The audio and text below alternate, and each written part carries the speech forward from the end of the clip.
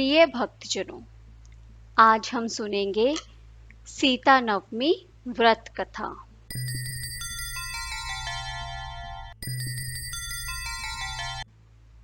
सीता नवमी का महत्व।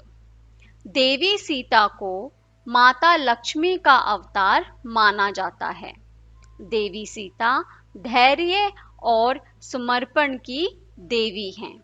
इसीलिए इस दिन सुहागिन स्त्रियां पति की लंबी उम्र के लिए व्रत रखती हैं और माता सीता का पूजन करती हैं।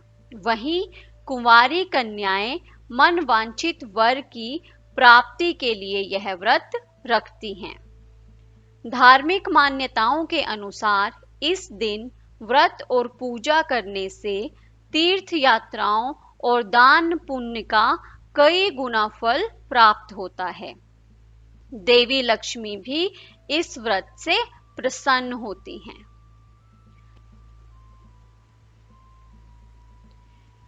आइए जानते हैं सीता नवमी पूजन विधि। सूर्य उदय से पहले उठें और धरती माता को प्रणाम करने के बाद जमीन पर पैर रखें। स्नान करने के बाद माता सीता का पूजन करें और व्रत आरंभ करें। रोली, अक्षत, कलावा चढ़ाकर भोग लगाएं।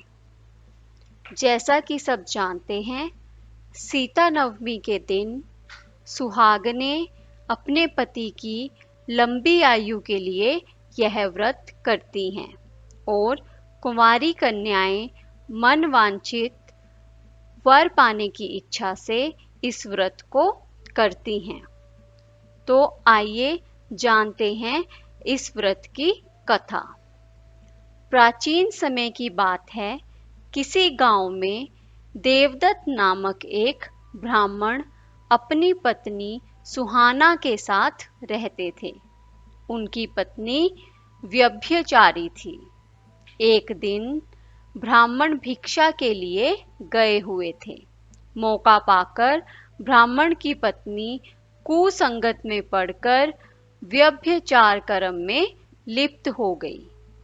उसके व्यभिचार कर्म के कारण उस गांव में आग लग गई और उस व्यभिचारिणी ब्राह्मणी का अंत हो गया।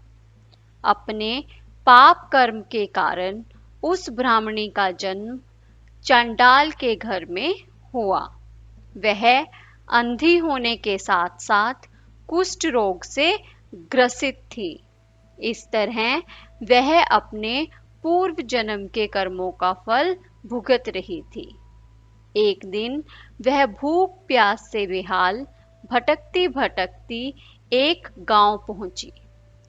उस दिन वैशाख मास की पुण्यदायिनी शुक्ला नवमी थी।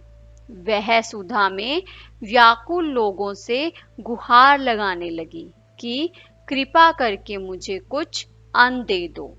कहते कहते वह चंडालिनी श्री श्रवण भवन के 1000 पुष्प मंडित स्तंभनों के पास पहुंच गई और गुहार लगाई, मुझे कुछ खाने को दे दो।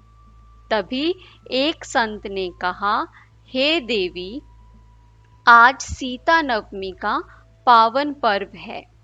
इस दिन अन्न देने वाला पाप का भाग होता है। इसीलिए तुम कल सुबह आना, व्रत के पारना के समय और ठाकुर जी के प्रसाद को ग्रहण करना। उसके बेहद विनती करने पर भी किसी ने उस चंडालिन को तुलसी दल और जल दिया। वही खाकर वह मर गई। लेकिन अनजाने में ही उससे सीता नवमी का व्रत हो गया। उस व्रत के प्रभाव से उसके सभी पाप नष्ट हो गए। अगले जन्म में वह कामरूप के महाराज की पत्नी कामकला के नाम से प्रसिद्ध हुई। उन्होंने कई मंदिरों का निर्माण करवाया और सारा जीवन धर्म के कार्यों में लगी रही। इसी प्रकार से जो मनुष्य सीता नवमी पर विधि विधान से व्रत तथा पूजन करते हैं वे सभी प्रकार के सुख तथा सौभाग्य को प्राप्त करते हैं। जय मां सीता। कृपया इस चैनल को सब्सक्राइब करें और आगे की वीडियोस का अपडेट पाने के लिए बेल आइकन पर क्लिक करें।